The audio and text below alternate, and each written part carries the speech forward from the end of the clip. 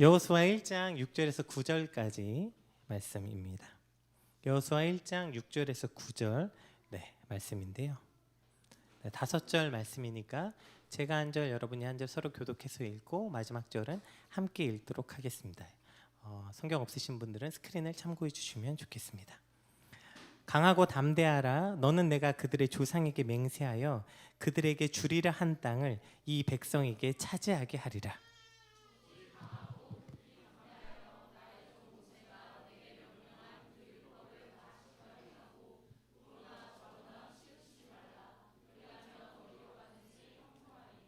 이 율법책을 내 입에서 떠나지 말게 하며 주야로 그것을 묵상하여 그 안에 기록된 대로 다 지켜 행하라. 그리하면 내 길이 평탄하게 될 것이며 내가 형통하리라.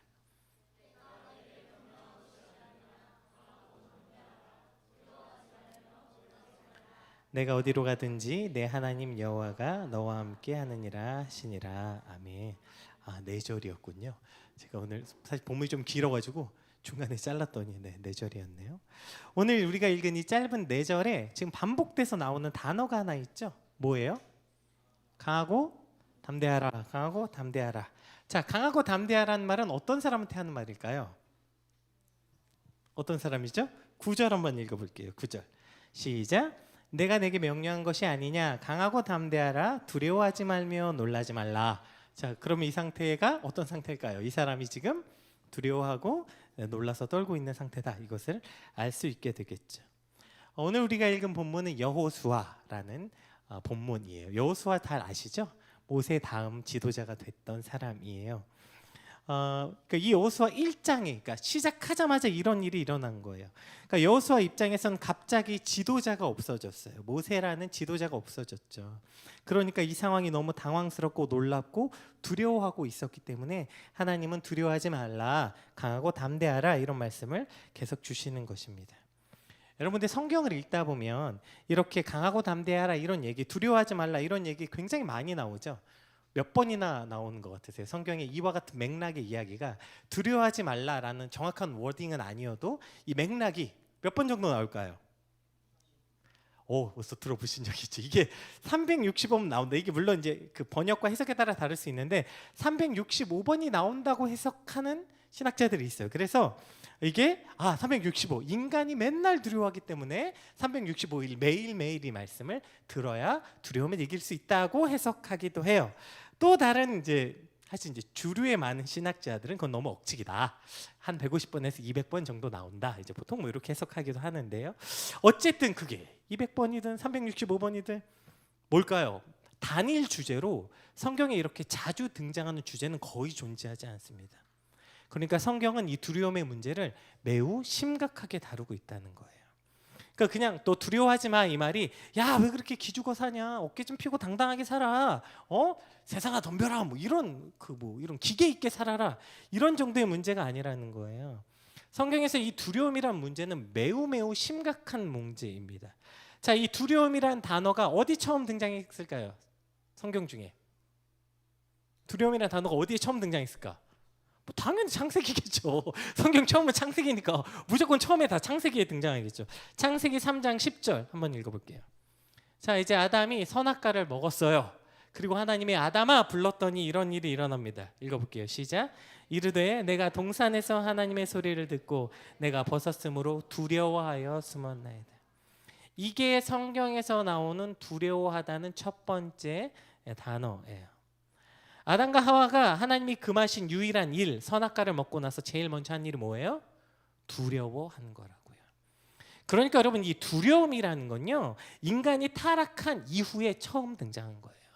그러니까 무슨 하나님이 처음에 인간을 창조할 때 주신 게 아니라 인간이 타락하고 나서 즉 이 두려움은 죄와 함께 시작했고 그 두려움으로 하나님과 인간은 단절을 경험하게 되는 것이죠. 이 이후로부터 성경은 사실 이 두려움에 관한 이야기예요. 자, 믿음의 조상, 자 아브라함, 본토 친척 아비 집을 떠나라고 했을 때 믿음으로 떠났던 그 믿음의 조상 아브라함이 자 이제 흉년이 들었어요. 그래서 애굽으로 도망갑니다. 그런데 거기서 애굽에 갔는데 사라가 굉장히 예뻤나 봐요. 굉장히 예뻤나 봐. 그러니까 이제 사람들이 난리가 난 거예요. 특히 이제 그래서 애굽 왕이 그 사라를 뺏으려고 하니까 아브라함이 어떻게 했어요? 자기가 죽임을 당할까 두려워하여 사라를 뭐라고 말해요? 노이라 말해요.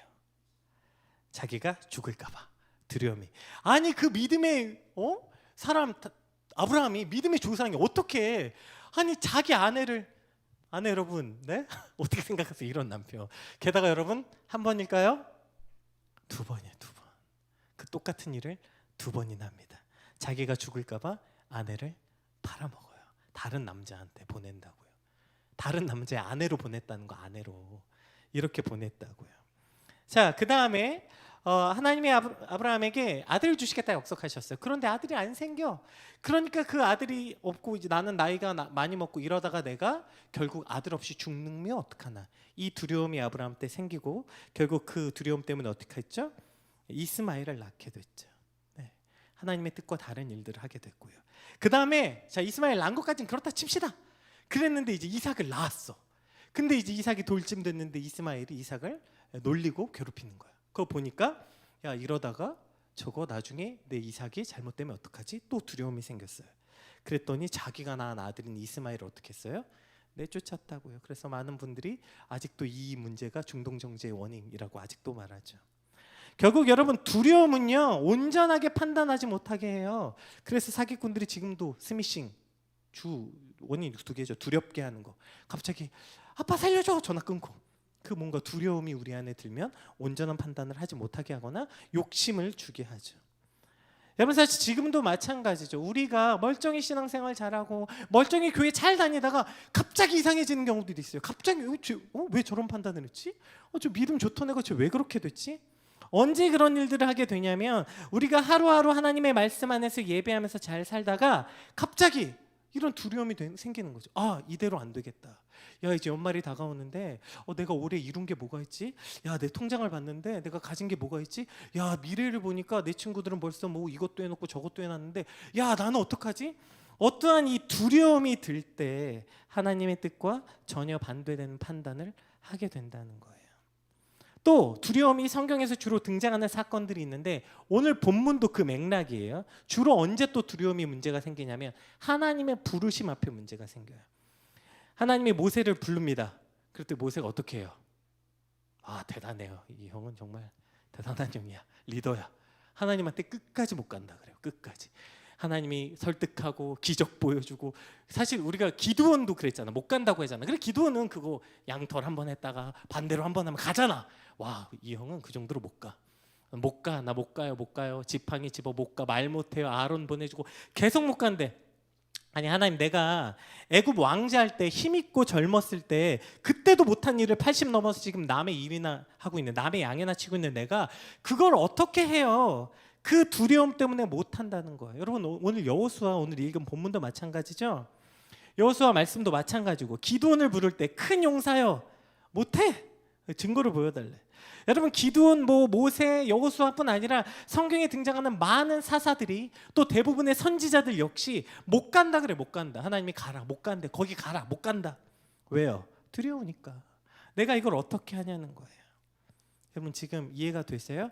두려움은 그냥 감정의 문제가 아니에요. 나 두렵다 무섭다 이런 감정의 문제가 아니라 두려움은 하나님을 거역하게 만들고요. 두려움은 좀 극단적으로 표현하면 하나님의 일을 방해하고요. 두려움은 우리를 하나님으로부터 멀어지게 하고 단절되게 한다고요. 이게 바로 두려움의 실체예요. 베드로전서 5장에 아주 유명한 말씀이 있죠. 한번 읽어볼게요. 이거 PK들이 되게 싫어하는 말씀인데 한번 읽어볼게요. 시작. 근신하라 깨어라 너희 대적 마귀가 오는 사자같이 두루 다니며 삼킬 자를 찾나니. 이거 아빠가 혼낼 때 주로 많이 쓰는 그 성경이잖아. 네. 여기 되게 재밌는 표현이 나와요. 여러분 이게 그냥 사단이 우리를 집요하게 찾아다닌다 이런 의미가 아니라요. 그냥 사자가 아니라 어떤 사자래요? 우는 사자가 뭐야? 사자가 눈물을 흘린다는 뜻이에요? 어떤 뜻이죠? 포효한다는 거죠. 네. 으앙 하는 거잖아요. 그럼 여러분 사자가 근데 언제 표효해요? 여러분 동물의 왕국 안 봤어요? 생각해 보세요. 어느 멍청한 사자가 표효하면서 사냥을 하냐고요. 살금 다가서 한 번에 접지. 누가 나 사자다. 어느 정신 나간 사자가 이렇게 해요. 그런데 사자가 어떻게 한대요? 포효한대. 포효의 목적은 뭐예요? 두려워 떨게 하기 위해서 하는 거예요. 나 사자야! 두려워 떨라고요. 사자가 짖는 이유는 위협하기 위해서예요. 그래서 두려움에 벌벌 떨고 두려움에 사로잡혀 있는 이들이 사단의 밥이 되기 때문이에요. 사단이 그래서 우는 사자같이 두루 찾으며 삼킬자를 찾는 거 어떤 사람? 그 부르짖음에 그 두려워 떨고 있는 자들. 그러한 자들에게 가는 거예요. 그러니까 여러분 두려움은 그냥 어쩔 수 없는 일, 인간이 연약한 인간에게 당해지는 어쩔 수 없는 일이 아니에요. 그 두려움으로 인해서 우리는 사단에게 늘 잡아먹히고요. 늘 나의 미래가 불안하고 두려워서 세상을 쫓고요. 늘 두려움 때문에 하나님이 함께 하자고 하는 일을 거절하고요. 두려움 때문에 하나님을 신뢰하지 못하고 다른 방법을 찾게 된다고요. 그래서 성경은 수없이 두려워하지 말라, 두려워하지 말라, 강하고 담대하라 이렇게 말씀하시는 거예요. 왜요? 사단이 이렇게 우는 사자같이 우리를 삼키려고 하니까요. 오늘 본문에 보면 이제 민족의 지도자였던 모세가 죽었어요. 여러분 근데 모세가 그냥 민족의 지도자 아니잖아요. 출애굽의 시작도 모세였고요. 율법을 받아온 것도 모세였고요. 장막을 지은 것도 모세였고요. 그냥 400년 동안 종으로 살아서 아무것도 할 수 없었던 그들을 처음부터 기르고 가르쳐서 여기까지 온 게 모세였다고요. 그냥 거의 민족의 아버지야. 그런데 그 모세가 그냥 갑자기 죽었어요. 갑자기. 그리고 갑자기 여호수아 보고 뒤를 이으래. 여러분 사별해서 그 남편을 잃은 아내를 보면 지금 고통스러운 것 같아요. 그걸 보면 저는 사별을 해본 적은 없지만 이런 거 아닐까요? 생각해보세요. 내가 남편을 잃었어. 그러면 사랑하는 남편을 잃었다는 것만으로도 너무 두렵지 않아요? 그런데 뭐가 있어? 피덩이 같은 새끼들이 있는 거야. 그럼 이제 남편을 잃은 것만으로도 너무 두려운데 내가 얘를 책임지고 먹여 살려야 되는 생활고와 그 현실의 문제가 얼마나 두려웠겠어요.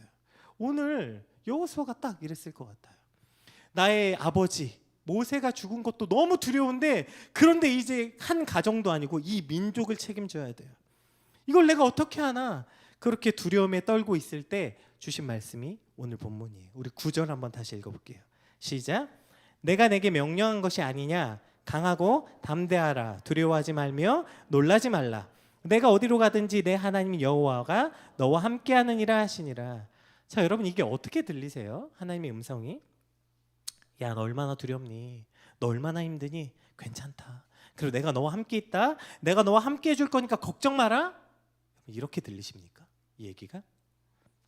이것이 우리가 두려움 앞에 하는 착각이에요. 여러분 똑똑히 기억하십시오. 하나님은 두려움 앞에 절대로 이렇게 얘기하신 적이 없어요. 성경에 모든 두려워하지 말라는 명령문으로 쓰여 있어요. 그리고 대부분 반복해서 사용됩니다. 이것을 그래서 공동 번역으로 한번 읽어볼게요. 이게 이제 그 뉘앙스를 아주 잘 번역했어요. 읽어볼게요. 시작. 너는 내 명령을 듣지 않았느냐? 힘을 내고 용기를 가져라. 무서워 떨지 마라. 내가 어디로 가든지 내 하나님 야훼가 너를 떠나지 아니하리라. 이렇게 돼 있어요. 너는 내 명령이 들리지 않냐? 힘내고 용기를 가져라. 이게 지금 어디 위로와 격려 같으세요? 그런 얘기 아니에요. 어떤 뉘앙스인지 아시겠죠? 야, 얘들아 힘들지? 괜찮아. 내가 같이 갈게. 일어나 보자. 이런 얘기 아니에요. 권유 아니에요. 내 말 안 들려? 일어나. 이러한 하나님의 강력한 경고와 하나님의 강력한 명령이라고요. 왜요? 사단이 우는 사자처럼 삼키려고 돌아다니니까. 그러니까 그렇게 두려움에 떨고 있으면 잡아먹혀. 정신 차려. 너 그렇게 두려움에 떨고 있는 상태로 네 영혼이 죽어가고 있어. 하나님 이렇게 지금 강력하게 말씀. 그냥 뭐 아유 힘들지 일어나. 뭐, 주님은 나의 반석 이거 부르면 그래 하나님 내 옆에서 괜찮다 일어나라 두려워하지 말라. 여러분 성경에 그런 얘기 없어요. 성경엔 대부분 이것이 강력한 강조문으로 돼 있어요. 제가 아들 키우면서 제가 목소리를 높이는 경우가 거의 없어요. 제가 거의 제 톤이 일정해요. 좋을 때나 나쁠 때나 거의 동일하게 말해요. 그러다가 진짜 주변 사람들이 모두 깜짝 놀랄 만큼 소리칠 때가 있죠. 언제일까요? 위험할 때. 아이가 차도로 뛰어나가거나 위험할 때. 그럼 진짜 뭐 주변이 뭐 도서관이든 뭐든 뭐 정신없죠. 그냥 큰 소리로 외치게 되죠. 하나님이 오늘 두려워하고 있는 저와 여러분에게 주시는 음성은 이런 부드러운 음성이 아니에요. 얘들아 힘내라 이런 음성 아니에요. 깜짝 놀랄 만큼 크고 단호한 음성이에요. 두려워하지 마. 두려워 떨지 마. 두려워하느라고 내 영혼이 죽어가고 있다. 두려워하는 것 때문에 네가 지금 사단의 밥으로 전락돼서 살고 있다. 이런 음성이에요. 그래서 여러분 두려움이 우리에게 찾아올 때마다 이 두려움을 대해야 되는 우리의 태도는 어쩔 수 없는 수용과 체념이 아니라 단호한 거절이어야 돼요. 왜요? 그것이 하나님의 명령이니까요. 우리 안에 두려움이 오면 그것을 그냥 받아들이고 방치하고 허용해서는 안 돼요. 아, 내 안에 두려움이 있네. 아, 오늘 내가 좀 이런 것들이 두렵네. 방치하면 안 돼요. 그 감정에 빠지면 안 돼요. 아, 지금 이것이 지금 사단이 내 영혼을 삼키고 있는 거구나. 여러분 생각해 보세요. 지금 내가 앉아 있는데 내 머리 위로 벽돌이 쏟아져 내린다고 생각합시다. 벽돌이 너무 무섭네. 여러분 이런 걸 생각하고 앉아 있는 사람이 어디 있습니까? 벽돌이 떨어지네. 저거 맞으면 아프겠다. 여러분 이런 생각하는 사람이 어디 있어요? 빨리 일어나서 그 자리를 피해야 되는 거예요. 그건 감정의 문제가 아니에요. 두려움은. 9절 다시 한번 읽어볼게요. 시작.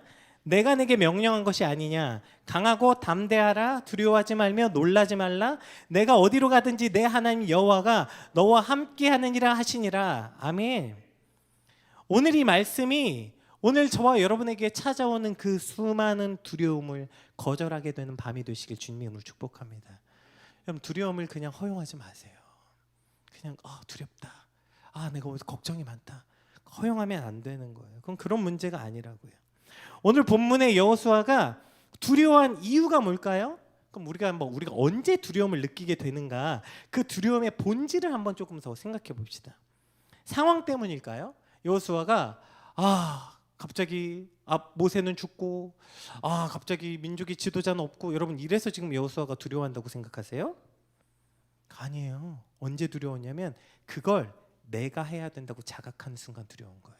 만약에 그 여호수아 옆에 있는 다른 애가 한다고 생각해 봅시다. 갈렙에게 했다. 여호수아가 두려워했을까요? 안 두려워해요. 여호수아가 두려운 이유는 그걸 내가 해야 된다고 자각하는 순간 두려운 거예요. 우리 마태복음 14장 28절에서 30절 한번 같이 읽어보겠습니다. 마태복음 14장 28절에서 30절 시작. 베드로가 대답하여 이르되 주여 만일 주님이시거든 나를 명하사 물 위로 오라 하소서 하니 오라 하시니 베드로가 배에서 내려 물 위로 걸어서 예수께로 가되 바람을 보고 무서워 빠져가는지라 소리질러 이르되 주여 나를 구원하소서 하니. 자, 베드로가 이제 풍랑 위를 걸어요. 풍랑을 만나서 다 죽게 생겼는데 예수님이 물 위를 걸어오시죠. 그걸 보고 베드로가 예수님이시면 저도 물이 걷게 해주세요. 와라. 베드로가 걸어요. 여러분 걸어. 근데 갑자기 바람을 보고 무서워 빠져갔대요. 여러분 이걸 물론 상황을 봤다 환경을 봤다라고 생각할 수도 있겠지만 생각해보세요. 만약에 상황이 두려우면 예수님이 걸어올 때도 무서워해야죠. 베드로가 왜 무서운 거예요? 지금 내가 그걸 걷고 있다고 자각한 순간 두려운 거예요. 내가 지금 풍랑 위를 내가 바다 위를 걷고 있다고 내가 걷는 것을 자각하는 순간 두려운 거예요. 여러분 오늘 우리가 왜 두려움에 빠지냐면 왜 두려움에서 헤어나오지 못하냐면 내가 해야 된다고 생각하는 순간 빠지는 거예요. 이 일을 내가 해야 된다. 내가 감당해야 된다. 내가 해야 된다. 이 순간 두려워하는 거예요. 저희가 그 여러 세미나 중에 목회자님 세미나도 있고 뭐도 있어요. 연합수련회도 있죠. 올해 5년 만에 연합수련회 다시 했죠. 올해 혹시 몇 회인지 아세요? 연합수련회? 8회였어요. 8회였고 목자세는 40 몇 회죠? 47회? 45까지 했나요? 그럼 여러분 제가 세미나를 몇 번을 했겠어? 제가 2회 때부터 해서 목자세 2회 때 처음 참석했고 저희가 이제 이렇게 섬김이란 걸 해서 이제 참여한 거 우리가 전체를 진행한 지는 5회 때부터 했어. 그러면 목자세 40번에 연수회 8번 이것만 해도 48번의 세미나를 했겠죠. 캠프를 했겠죠. 근데 제가 늘 이제 스태프들하고 하는 얘기인데 기억이 안 나요.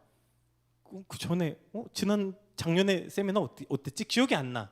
왜 기억이 안 나냐면 마치 그 아기 낳은 엄마가 해산의 고통을 잊을 때 둘째를 낳을 수 있다고 하잖아요. 그 너무 아파서 고통스러우면 둘째를 어떻게 하나. 마치 그런 것처럼 하나님이 제게 기억을 없애. 그래서 그때 뭐가 힘들었는지 무슨 일이 있었는지 거의 기억이 안 납니다. 뭐가 있었지? 기억이 잘 안 나. 근데 그리고 끝나고 나면 그냥 하나님이 행하신 일들만 기억나고 기쁘고 행복한 것들만 주로 기억나는데 딱 하나 제가 제 평생에 딱 하나 잊혀지지 않는 수련회가 하나 있는데 혹시 사진 있으면 보여줄래요? 네, 이게 5회 때 지금 혹시 저기 본인 있는 사람 저기에 있으신 분들 있네. 5회 때 보이시죠? 저기 이제 저 5회 때 저기 이제 연합수련회거든요. 연합수련회 예, 이제 그만 보여주세요. 저게 이제 우리가 그 수지 수양관에서 수련을 했는데 어떻게 했냐면 저희가 1층을 빌렸고 2층에 다른 캠프가 들어왔어요.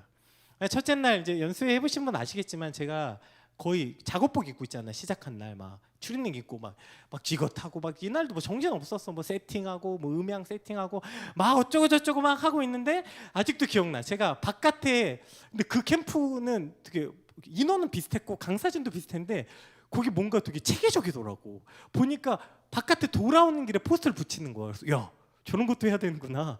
야 우리 또 포스터 붙이자. 그래서 이제 제가 포스터 들고 바깥에 붙이고 이제 들어오는데 이제 로비에 있던 어떤 스텝이 이제 저 그때 강도사였는데 강사님 누가 강사님 찾아요. 그래서 누가 찾아? 그랬더니 아 위에 캠프 하시는 목사님들이 여기 밑에 여기 캠프 하시는 분하고 인사하고 싶다고 누가 대표냐고 인사하고 싶다고 그랬대. 그래서 이제 올라갔죠.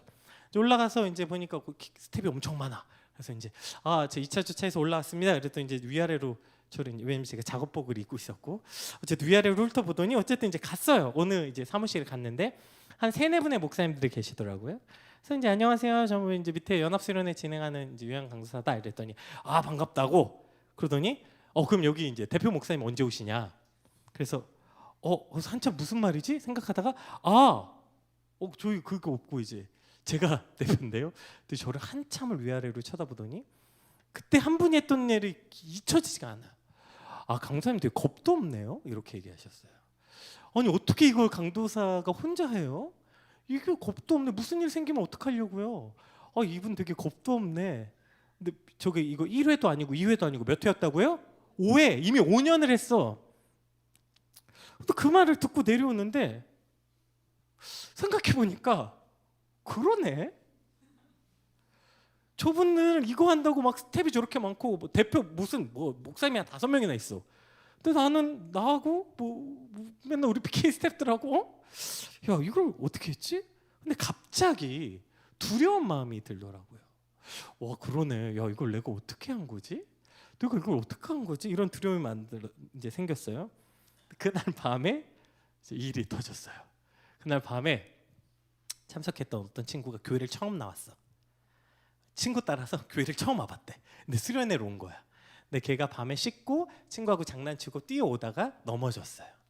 처음에 넘어져서 까져서 왔길래 이제 약 발라주고 했는데 이제 그때 저희 스텝 중에 간호사 한 친구가 오빠 이거 119 불러야 될 것 같아요. 그래서 왜? 부러진 것 같아요. 그래서 이제 빨리 119를 불렀어요. 그래서 이제 119가 와서 갔는데 이제 막 어쩔지 모르고 있는데 이제 전화가 왔어. 일단은 팔은 부러졌고 귀에 연골이 나가서 당장 긴급 성형 수술을 해야 된대.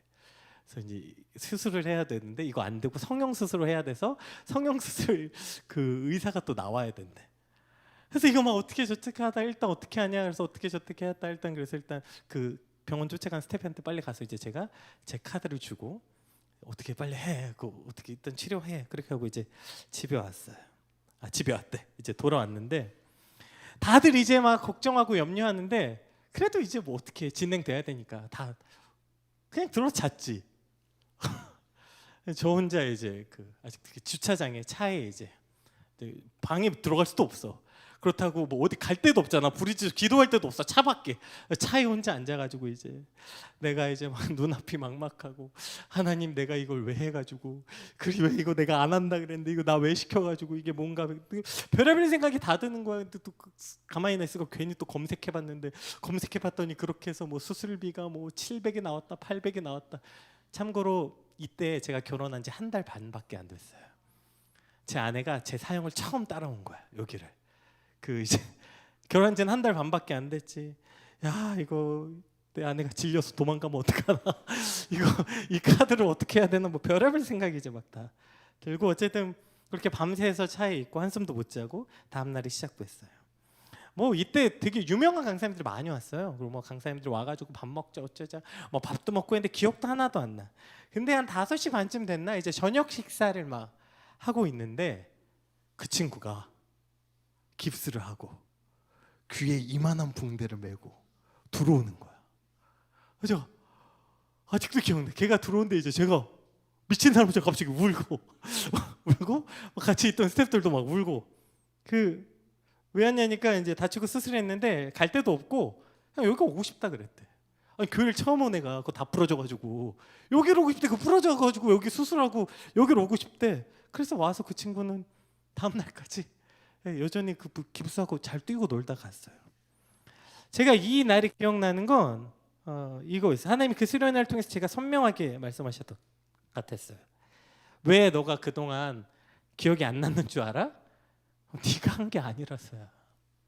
근데 네가 새삼스럽게 그걸 자각했어. 오, 내가 이걸 어떻게 했지?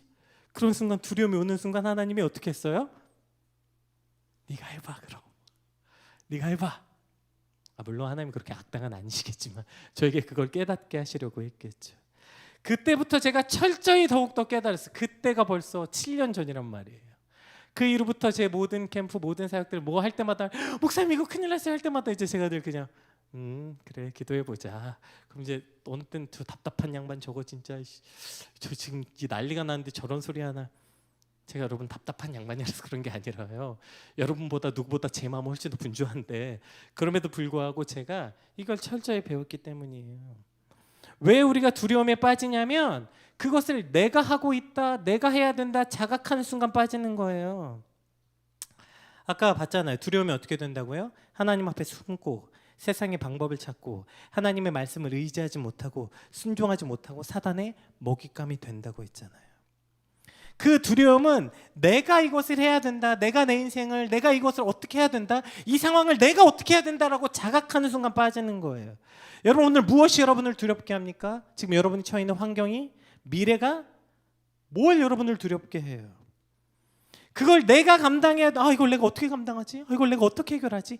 내가 해야 된다고 생각하는 순간부터 우린 두려움에 빠지는 거예요. 하나님의 음성은 뭐예요? 하나님의 음성은 못한다는 거, 못한다는 거. 네가 할 수 없다는 거, 네가 할 수 없다. 그래서 오직 강하고 극히 담대하여 나의 종 모세가 내게 명령한 그 율법을 다 지켜 행하고 우러나 좌로나 치우치지 말라. 그리하면 어디로 가든지 형통할 것이다. 이 율법책을 내 입에서 떠나지 말게 하며 주야로 그것을 묵상하여 그 안에 기록된 대로 다 지켜 행하라. 그리하면 내 길이 평탄하게 될 것이며 내가 형통하리라. 내가 내게 명령한 것이 아니냐? 강하고 담대하라. 두려워하지 말며 놀라지 말라. 내가 어디로 가든지 내 하나님 여호와가 너와 함께 하느니라 하시니라. 아멘. 이게 무슨 뜻이에요? 그냥 넌 말씀 앞에 가만히 있으라는 거예요. 네가 네 인생을 어떻게 해결할 건데, 네가 그 상황을 어떻게 해결할 건데, 네가 이 갈등을 어떻게 해결할 건데, 그냥 말씀 앞에 가만히 있으라는 거예요. 그러면 내와 너와 함께 하겠다. 근데 그걸 자꾸 내가 하겠다, 내가 능력이 없고 내가 돈이 없고 내가 뭐가 없고 내가 없고 이러니까 늘 두려워하는 거예요. 하나님이 처음부터 그걸 쓸 생각도 없고 너보고 하란 적도 없는데 내가 너와 함께 할 테니 너는 그곳에 서 있으라고 하는데 이렇게 되는 거예요. 여러분 인생에, 여러분 인생 앞에 홍해가 나타났습니까? 절대 무슨 수를 써도 건널 수 없는 홍해예요. 그것만으로도 죽겠는데 뒤에는 애굽군이 따라와요. 앞에는 홍해가, 뒤에는 애굽군이. 여러분 이것보다 더 두려운 상황이 있어요? 하나님 뭐라고 하셨는지 봅시다. 출애굽기 14장 13절에서 14절 한번 읽어볼게요. 시작. 모세가 백성에게 이르되 너희는 두려워하지 말고 가만히 서서 여호와께서 오늘 너희를 위하여 행하시는 구원을 보라. 너희가 오늘 본 애굽 사람을 영원히 다시 보지 못하리라. 보지 아니하리라. 여호와께서 너희를 위하여 싸우시리니 너희는 가만히 있을지니라. 아멘. 어떻게 하래요? 가만히 있으래. 두려워하지 말고 그냥 가만히 서 있어라. 여호와 앞에 서 있어라. 그러면 여호와께서 어떻게 하는지를 보게 될 것이다. 아멘. 이것이 성경이에요. 여러분 세상이 자꾸 여러분에게 싸움을 걸어요. 이놈의 전쟁은 끝이 안 나죠. 나 가만히 있는데 왜 이렇게 이 사람도 싸움을 걸고 저 사람도 싸움을 걸고 이놈의 인생의 싸움이 끊이지 않나. 게다가 하나 끝나면 또 점점 센 게 오고 하나 끝나면 또 점점 센 게 와요. 모압 자손 하나만으로도 죽겠는데 이 모압이 암몬도 나타나네. 그러더니 나중에 이 둘이 편을 먹었어. 모압과 암몬이 같이 찾아와요. 모압과 암몬이 같이 찾아와서 여호사밧이 두려워서 하나님 앞에 금식할 때 하나님이 이렇게 말씀하십니다. 역대하 20장 17절 한번 읽어볼게요. 시작.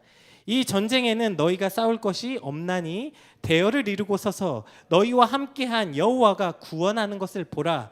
유다와 예루살렘아 너희는 두려워하지 말며 놀라지 말고 내일 그들을 맞서 나가라.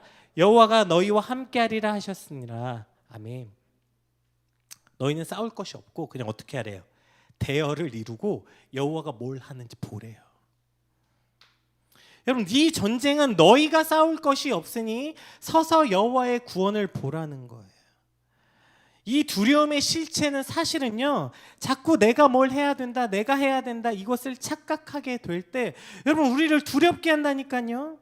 그럴 때마다 하나님의 말씀은 그래, 그럼 열심히 살아, 더 뭔가 열심히 해가 아니에요. 너는 그냥 내 앞에 있기만 하래요. 너희가 내 말씀 앞에, 예배 앞에, 기도 앞에 있기만 하면 내가 어떻게 하는지 보라. 이것이 성경의 말씀이에요. 오늘 우리 그 찬양 불렀죠. 그대 폭풍 속을 걷고 있을 때, 비바람을 마주해야 할 때, 불빛조차 보이지 않아도 그대 혼자 걷지 않을 거예요. 그 다음에 뭐래요? 두려움 앞에서 하늘을 보아요. 이게 우리가 할 일이라고요. 우리 앞에 폭풍 속을 걷고 있거나 불빛조차 보이지 않고 혼자 있는 것 같은 그 극도의 두려움 속에 우리가 할 일이 뭐라고요? 가만히 여호와 앞에 서서 하나님이 행하시는 것을 보는 것. 그거 하라는 거예요. 그거. 인생을 살다 보면 진짜 홍해가 앞을 가로막고 뒤에 애굽 병사가 쫓아오고요. 아니, 어떻게 한 사람 인생에 저런 일이 벌어지나 싶을 만큼 어떤 한 사람 인생에 막 암몬 쳐들어오고 모압 쳐들어오고 나중에 둘이 같이 쳐들어오고 우리를 늘 두렵게 하고 고통 가운데 밀어넣는 수많은 일들이 있어요. 그럴 때 참 마음이 아파요. 늘 수많은 사람들이 목사님, 저 이런 상황이에요, 기도해 주세요, 기도해 주세요. 그럼 제 안에 늘 약간 화가 나. 하나님, 왜 쟤한테 늘 저런 일이 생기죠? 왜 저 사람한테 저런 고통을 주시죠? 왜 저렇게 두려움 가운데 혼자 내버려 두시죠? 하나님 늘 이렇게 말씀, 가만히 있어. 거기서 그곳에서 가만히 있어. 그러면 하나님이 행하시는 것을 보게 하겠다는 거예요. 보게 하겠다는 거. 하나님의 음성은 두려움 앞에 하나님을 보라는 거예요. 그러면 어떻게 된대요? 혼자 걷지 않는 것을 알게 된다고요. 이것이 곧 오늘 말씀에 하나님이 행하시는 구원을 보게 될 것이다. 이렇게 말씀하고 있는 것입니다. 오늘 여러분, 그 두려움이 자꾸 내가 한다는 자각, 그걸 자각하지 말아야 돼요. 자각하면 안 돼. 아니, 언제 너 보고 하랬어. 그냥 그곳에 서서 함께 가자는 거, 함께 하자는 거, 함께. 여러분, 제가 언제 누구하고 대화하다 이제 그런 얘기했는데, 하나님이 우리에게 사명을 주시죠. 사명, 그렇죠? 왜 주신다고 생각하세요? 왜 주실까요? 자, 하나님이 천지를 창조하시고 아담과 하와에게 에덴 동산을 맡겼어요. 왜 맡겼을까요? 하나님 힘들어서? 귀찮아서? 아니면 아담과 하와가 믿음직스러워서? 예수님이 12제자를 부르셨어요. 왜 부르셨을까요? 12제자가 믿음직스러웠나요? 능력 있었나요? 그냥 예수님이 혼자 하면 후딱 끝날 일들인데 그럼 왜 지지고 볶고 3년 동안 저 12제자랑 함께 하냐고. 왜일까요? 간단해요. 하나님이 함께 하자고 부르신 거, 함께 하자고. 만약에 그게 하나님이 그냥 혼자 하면 끝난다니까, 에덴 동산 만들고 하나님 혼자 다스리시면 제일 편해, 제일 빨라. 그런데 하나님 늘 어떻게 하길 원하시냐면 같이 하길 원하는 거야. 같이. 그걸 내 사랑하는 자녀들이, 그래서 나의 형상으로 만든 나와 같은 존재를 만들어서 그들과 함께 하자고 에덴 동산 만든 거예요. 그들과 함께 하자고 12제자를 부르신 거예요. 너희도 이 복음 안에 이 기쁨이 무엇인지 깨닫자. 이 천국의 비밀이, 하늘나라가 무엇인지 좀 알자. 같이 그 기쁨을 누리자. 같이 하자고 우리를 부르셨다고요. 하나님 혼자 하는 게 훨씬 편해요. 우리 필요 없어요. 도움 같은 거. 그거 하자고 불렀는데 뭘 자꾸 하나님, 전 능력이 없어서 못해요. 전 돈이 없어서 못해요. 전 어려서 못해요. 뭐해서 못해요. 뭐해서 못해요. 아니, 언제 너 그거 가져서 하겠냐고. 하나님이 그냥 같이 하자고 부르신 거, 같이 하자고. 제 이제 아기 낳을 때 제 꿈이 하나 있었어요. 제가 아들인 걸 딱 알고 나서 많은 사람들이 저한테 많이 물어봤어. 제 꿈이 뭐였을까요? 제가 제 아들하고 제일 하고 싶었던 일이 뭘까요? 네. 제가 취미가 하나밖에 없는데, 네. 제가 제 아들과 뭐 하고 싶었을까요? 네, 맞아요. 제가 제 아들과 하고 싶은 건 딱 하나예요. 볼링 치고 싶었어요. 제 아들이 언제 커서 나랑 볼링 치나. 그래서 한 번 가봤어. 한 번. 제 아들 둘이 갈 자신은 없어가지고 어쨌든 이제 우리 현아영 간사님하고 그 부부하고 같이 저희 아들하고 한번 갔었는데, 재밌었을까요? 재미없었을까요? 제 기억으로 제가 한 70점 나온 것 같아요, 점수가. 제가 볼링이 취미예요. 그래서 제가 그래도 웬만하면 하우스볼로 쳐도 한 150은 나오거든요. 아들하고 쳤는데 70점인가? 두 번째 쳤는데 80점인가? 그냥 저 혼자 치는 게 훨씬 재밌지 않겠어요? 근데 여러분, 제가 점수 잘 나오자고 제 아들하고 볼링 치고 싶었겠어요? 제가 제 아들이랑 아들하고 같이 치면 뭔가 든든하고 내 편이 돼가지고 우리 둘이 세계를 정복하자고 제가 제 아들하고 볼링 치고 싶었겠어요? 그냥 같이 하고 싶은 거예요. 내가 좋아하는 일을 같이 하자고. 그것 때문에 내 점수가 더 개판이고 내가 챙기느라고 아무것도 못해도 그냥 같이 하고 싶은 거예요. 그게 아버지 마음이에요. 근데 뭘 못한다는 거야. 뭐가 없어서 못한다는 거예요. 뭐가 더 필요해야 그걸 한다는 거예요. 우리 안에 내가 한다는 자각이 자꾸 있으니까 두려움에 빠지고, 내가 한다는 자각이 있으니까 자꾸 우리가 사명에서 도망치는 거예요. 우리 안에 내가 하는 것이 아니라 가만히 서서 하나님이 행하시는 것을 바라보고 함께 하자고 부르시는 그 음성에 여러분 아멘 하며 순종하게 되시길 주님으로 축복합니다. 그때 우리는 두려움을 이길 수 있어요. 자, 그러면 오케이, 말이 쉬운데요. 그럼 내가 한다는 자각은 어떻게 없애는데요? 그렇죠? 없어지나? 난 안 한다 이러면 없어지나? 여러분, 내가 한다는 자각은 어떻게 없어지는 걸까요? 따라해 볼까요? 가슴에 손을 얹어봐요. 내가 죽으면 없어. 네. 내가 한다는 자각은요, 내가 죽어야 없어져요. 무슨 그런 무서운 말을 하세요? 죽고 말고. 갈라디아서 2장 10절. 내가 그리스도와 함께 십자가에 못 박혀 죽었나니 그런즉 이제 내가 사는 것이 아니라 그리스도께서 사시는 것.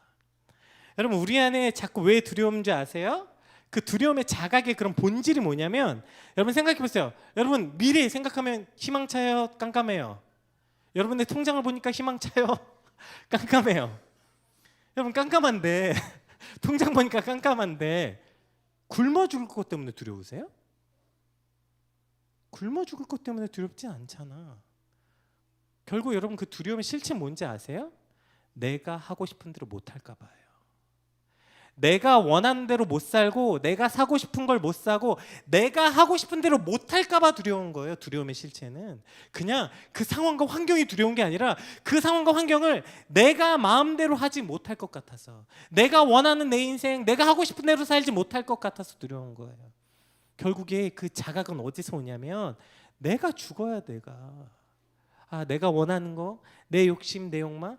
여러분 많은 대인관계 속에서 그런 두려움들이 있죠. 버림받을까 봐 두려워하는 친구들이 꽤 많아요.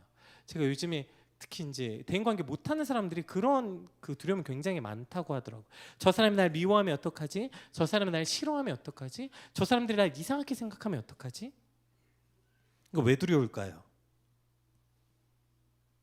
내가 안 죽어서 그렇다니까. 저 사람이 나를 어떻게 생각할까 생각하니까 두려운 거예요. 왜 그 사람이 나를, 내가 없으면 뭐 어떻게 생각하고 어디 있어? 내가 없는데. 우리 안에 늘 사람 앞에서, 환경 앞에서 두려움을 느끼는 가장 큰 핵심은 나를 보기 때문에.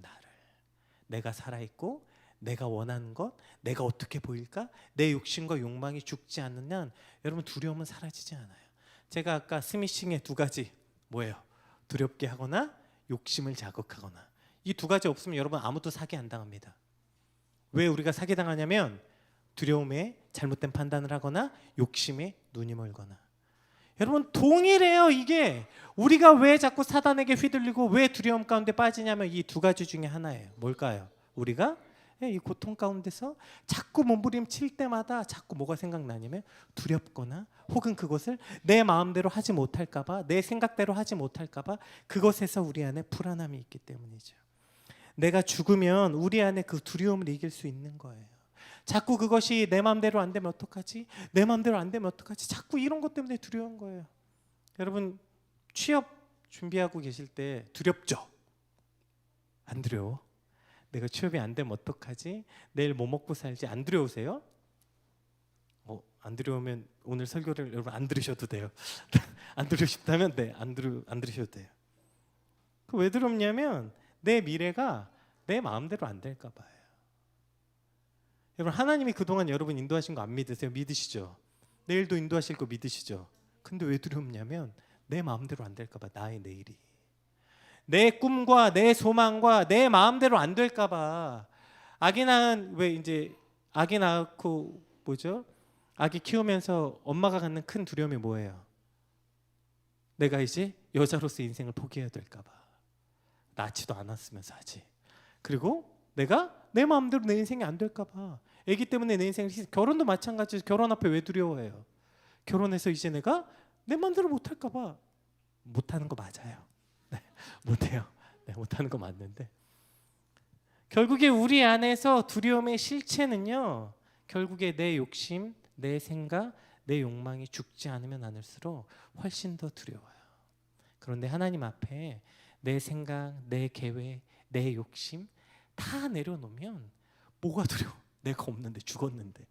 두렵다는 건 내가 살아있다는 또 다른 의미예요. 하나님 앞에 날마다 우리의 생각을 죽이고 우리의 욕망을 죽이고 우리의 욕심을 내려놓으면 우리는 두려움이 아니라 담대함으로 나아갈 수 있게 될 줄 믿습니다. 여러분, 두려움은 감정이 아닙니다. 두려움은 우리가 반드시 이기고 해결해야 되는 문제예요. 사단은 그래서 오늘도 온 힘을 다해서 우리를 두렵게 만들어요.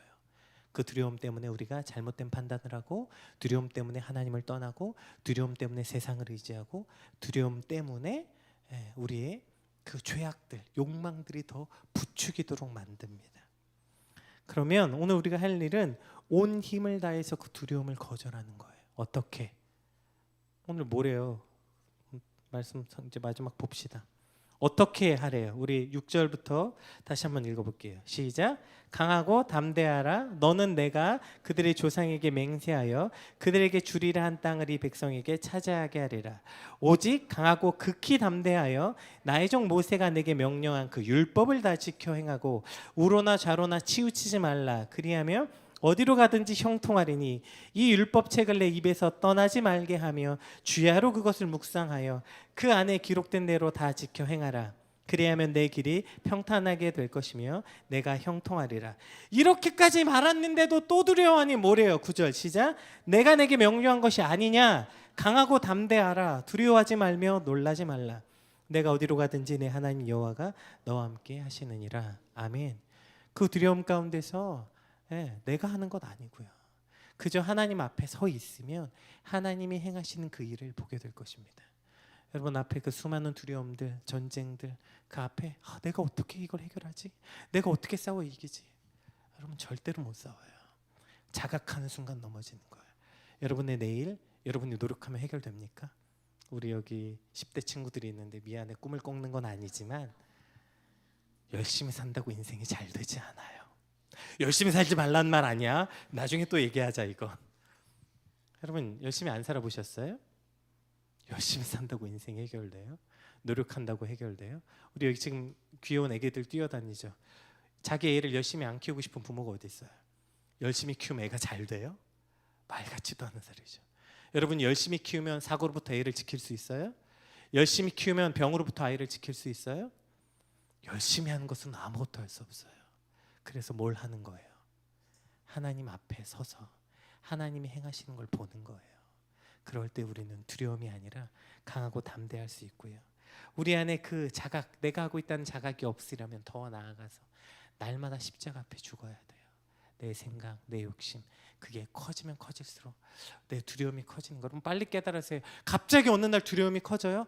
오늘 내 욕심과 욕망이 죽지 않았구나. 내가 죽어야 두려움이 사라지게 될 것입니다. 오늘 그것이 죽고 그리스도가 살아나는 밤이 되시기를 주님으로 축복합니다.